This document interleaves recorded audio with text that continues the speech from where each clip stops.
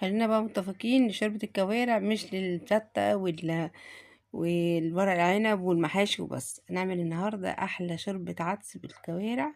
شوربة الكوارع حاجة كده وهم بتدفي بقى في الشتاء اللي احنا فيه ده، والسقعة والبرد اللي احنا فيه، حاجة كده مغذية جدا ولذيذة وطعمها حلو جدا. تعالوا نسمي الله ونصلي على الرسول. اللهم صل وسلم وبارك عليك يا رسول الله. حط لايك للفيديو، صلي على النبي في التعليقات، وتعالوا نشوف الفيديو. اول حاجه هنا حطيت معلقه سمنه كبيره زي ما انتم شايفين، وبعد كده حطيت زي ما انتم شايفه كده بصل. مش هحمره ولا اي حاجه، انا هقلبه بس تقلبتين، وبعد كده هنزل من بقيه المكونات معايا. الحاجات بقى اللي احنا عارفينها دي، الكوسه والجزر. عايزه تحطي بطاطس براحتك.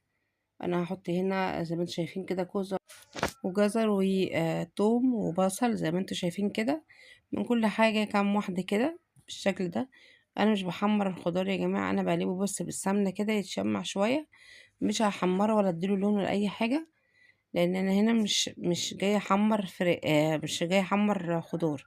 انا جاية انا اشوحه، اظهر طعمه شوية بمعلقة سمنة. التوابل دي عبارة عن حبهان، ورق لوري، وكوبا صيني، وعندي شوية فلفل اسود، وشوية بابريكا حطيتهم كده زي ما انتوا شايفين.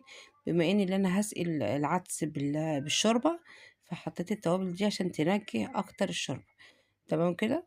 طبعا الشوربة فيها فلفل اسود وورق لوري وكده، ومتبهرة كويس. حطيت هنا شوية فصوص توم كده يدي روح للعدس معايا بالشكل ده. وحطيت شوية طماطم كده، حوالي 4 طماطمات متقطعين بالشكل ده كده. تمام. طبعا كل واحد وليه طريقته في العدس بالذات.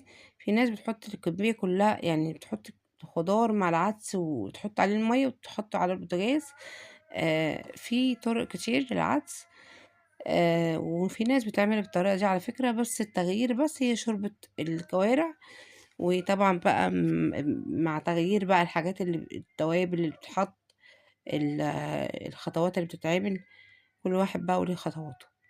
تمام كده. حطيت العدس ده 4 كيلو عدس مغسول، نقي ومغسول كويس ومحطوط زي ما انتوا شايفين كده، متصفي. وحطيته على الخضار معايا بالشكل ده. لو انا مش هحط شوربة في الوقت ده كده، انا هحط كام واحدة مرق دجاج كده، واحدتين او 3، على كمية الخضار دي والعدس، واقلبهم في بعض كده، وهسقي بمية سخنة في حالة اللي انا مش هحط شوربة. تمام كده. انا هحط شوربة كوارع، فالشوربة تقيلة زي ما انتم عارفين ودسمة شوية، فمش محتاجة ان انا احط مرقة دجاج. هضيف الشوربة زي ما انت هتشوفي دلوقتي هضيفها.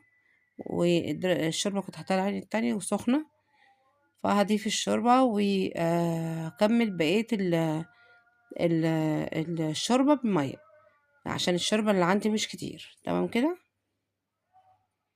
انا بس بشوح الخضار شوية بالشكل ده.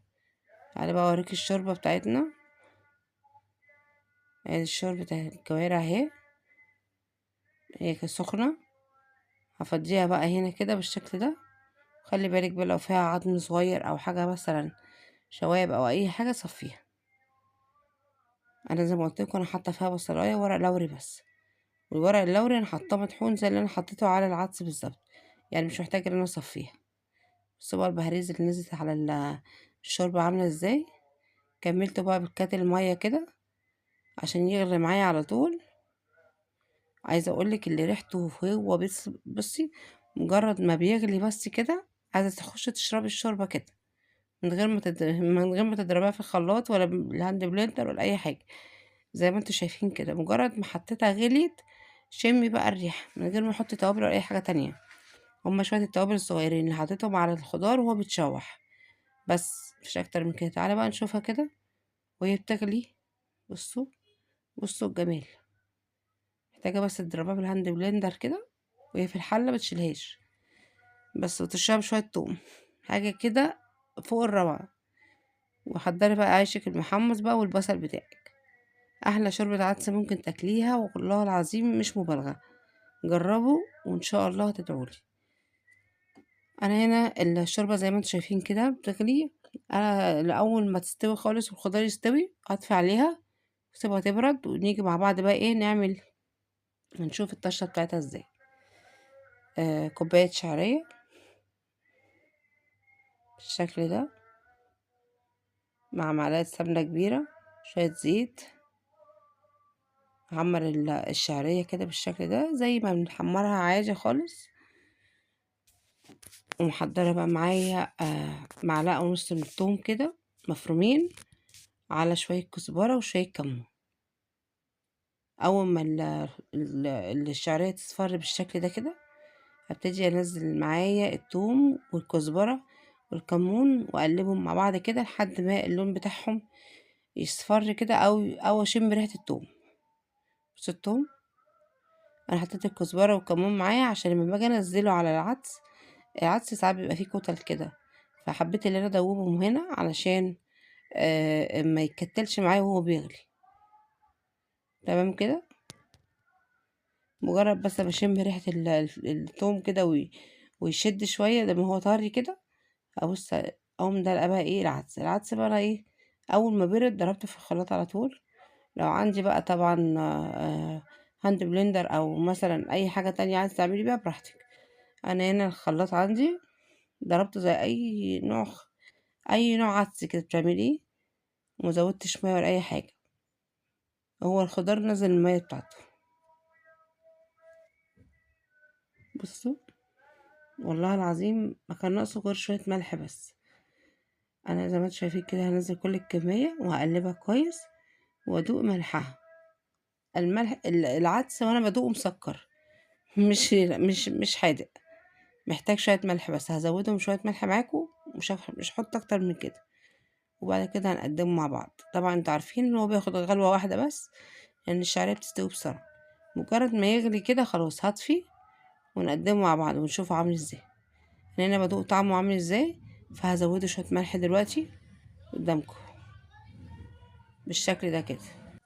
انا عايزه بس اقول حاجه، الصوت اللي طالع وانا بسجل ده صوت الراديو القرآن، عشان بس محدش يفكر ان فيه دوشه او في حد بيتكلم ولا حاجه.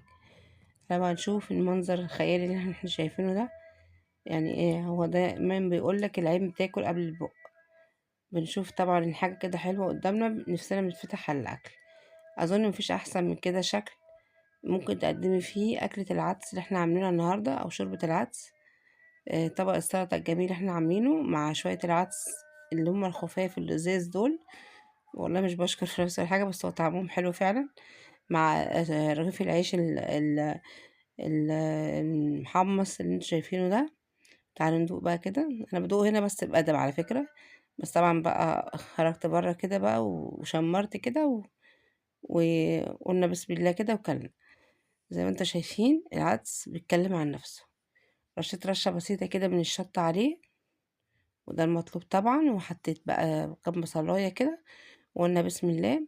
وأقول لكم إن شاء الله أشوفكم إن شاء الله فيديو جديد. ودمتم في أمان الله، والسلام عليكم ورحمة الله وبركاته.